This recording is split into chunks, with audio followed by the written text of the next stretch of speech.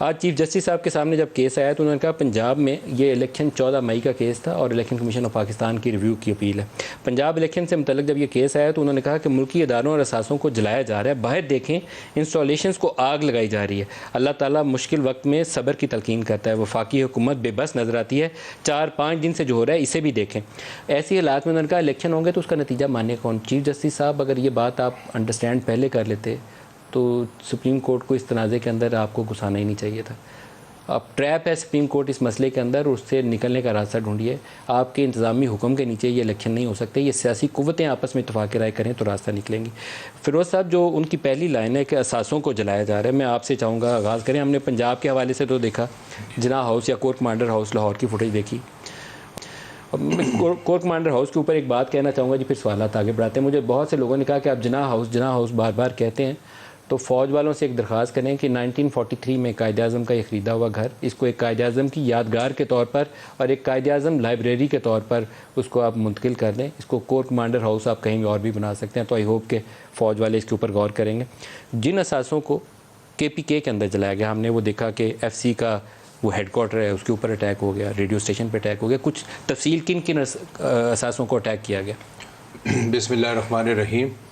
मलिक साहब, आप देखें कि जो KP में इन्होंने ये जो बर्बरियत की है और जिस तरीके से अमलाक को नुकसान पहुंचाया है, दिस इज़ अनप्रेसिडेंटेड। यानी आपको मैं शुरू करता हूँ रेडियो पाकिस्तान से कि जो रेडियो पाकिस्तान आपका है, इट वाज बिल्ट इन 1935, 1935 का ये रेडियो स्टेशन है। और मार्कोनी जो है ही हिमसेल्फ वो ख़ुद यहाँ पे आया और उसने ये रेडियो इंस्टॉल किया।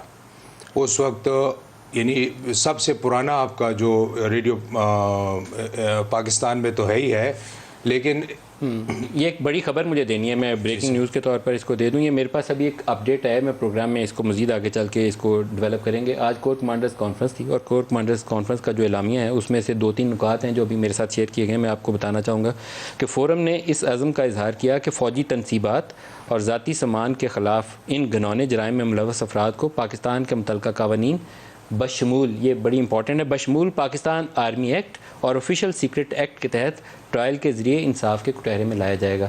ये आर्मी एक्ट जहाँ जहाँ फ़ौज से मुतल्लिक़ कोई तनसीबात अटैक की गई हैं, सारों में आर्मी एक्ट के मुतल्लिक़ अंदर प्रोविजंस मौजूद हैं। तो ये सियासतदान फ़ैसला कर सकते हैं कि आर्मी एक्ट के नीचे अगर किसी को सज़ा दिलवानी है या सिविलियन कवानीन जो उनको लागू लाना है। लेकिन अगर आप मियाँ वाली किसको अटैक करेंगे, कोर कमांडर हाउस को अटैक करेंगे, वो चकदरा में FC के किले को अटैक करेंगे, तो आर्मी एक्ट की प्रोविजंस लागू हो जाती हैं। मालूम नहीं इसमें कौन कौन इसके अंदर मुलव्वस होगा, लेकिन ये वो हालात हैं जो आग के वो मंजर दिखाए ना जी, जो MM आलम का वो जो जहाज़ आपने जलाया हुआ है, बेस उनसे मंसूब है और आपने आग जला के तबाह कर दिया। कुछ मालूम नहीं क्या पाकिस्तान को किस तरफ जा रहे हैं। फ़ोरम ने सोशल मीडिया के क़वायद ज़वाबित की खिलाफवर्जी करने वालों को सज़ा देने के लिए मुतल्लिक़ा क़वानीन पर सख्ती से अमल दरामद की ज़रूरत पर भी जोर दिया।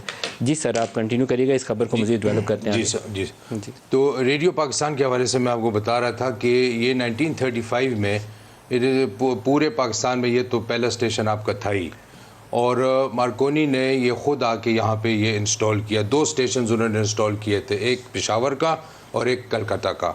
ये 2 स्टेशंस उन्होंने वो किए थे। इसके अंदर आर्काइव्स आप देखें, यानी कोई पैसे जो हैं वो इसको रिवर्स नहीं कर सकते। और जिस बर्बरियत से आर्काइव्स उसकी तबाह हो गई, सारी आर्काइव्स बिल्कुल जला के रख दिए हैं उन्होंने मुकम्मल तौर पे। उसके अंदर जो डॉक्यूमेंट्स पड़े थे, जो ड्रामे पड़े थे पूरे पाकिस्तान के 30s 40s 50s से 60s से उन्होंने उसकी रिकॉर्डिंग्स की थी, वैसे आर्काइव्स पड़े थे, तो वो सारा उन्होंने जला के राख कर दिया है। और इस तरीके से आप देखें चकदरा में जो उन्होंने किया है, इसी तरीके से जो पेशावर के अंदर उन्होंने किया है, जिस तरीके से इन्होंने आर्मी के इंस्टॉलेशंस के गेटों के ऊपर गए और उनको बेसिकली ललकारा है। FC के किले के अंदर क्या हुआ? FC के किले के अंदर वो वहाँ पे गए, फायरिंग की है उन्होंने, वहाँ पे उसके ऊपर जो है गेट तोड़ने की कोशिश की है। वहाँ से रेस्ट्रेंट उन्होंने काफ़ी रेस्ट्रेंट शो किया है और अल्टीमेटली उनको वहाँ से डिस्पर्स किया। कैजुअल्टीज़ कितनी हैं इन वाक़यात के अंदर KP में? 8 कैजुअल्टीज़ हैं और हमारे पास जो है सिविलियंस जो है हमारे पास ऑफिशियल 33 जो है हमारे पास कैजुअल्टीज़ हैं, 8 डेथ्स हैं और 169 जो है हमारे पास सिविलियन जो है वो इंजरीज हैं। 33 क्या है? इंजरीज है, 33 इंजरीज है।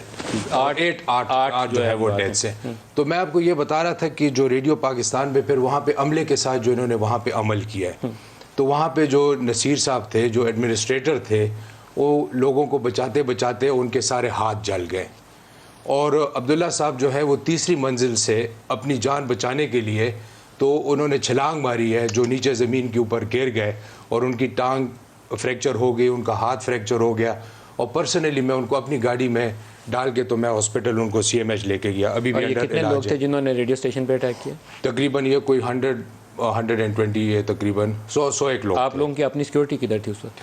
हमारी अपनी सिक्योरिटी जो है वो इस तरीके से यानी वहाँ पे पहुँची है, लेकिन प्रॉब्लम ये थी कि ये आर्सन इन्होंने इतना इफ़ेक्टिव तरीके से ये जो जते जाते थे, कहाँ पे 25 लोग, कहाँ पे 30 लोग, कहाँ पे 100 लोग, तो ये वहाँ जाके आर्सन का अटैक करके आर्सन का जो फैक्टर अंदर आया है उसके, तो ये बड़ा मुनज़्ज़म तरीके से। आर्सन था कैसे? बोतलों में पेट्रोल लाए थे, क्या किया था उन्होंने? तो यही बोतलों का भी थोड़ा बहुत था और वैसे भी जो आग लगाते थे नीचे से, मतलब ये नहीं मतलब आग लगाना तो वो आम बंदा तो नहीं लगा सकता। तो एग्जैक्टली अब यही हम जो है CCTV फुटेजेस वगैरह से ये चीज़ें निकाल रहे हैं और ये हम देख रहे हैं, तो ये आर्सन का जो फैक्टर उसके अंदर आया है और जिस तरीके से आग लगा के और अगली जगह पे मिसाले पर तो पुलिस वहाँ पे पहुँचती थी और ये अगली किसी जगह पे पहुँच जाते थे।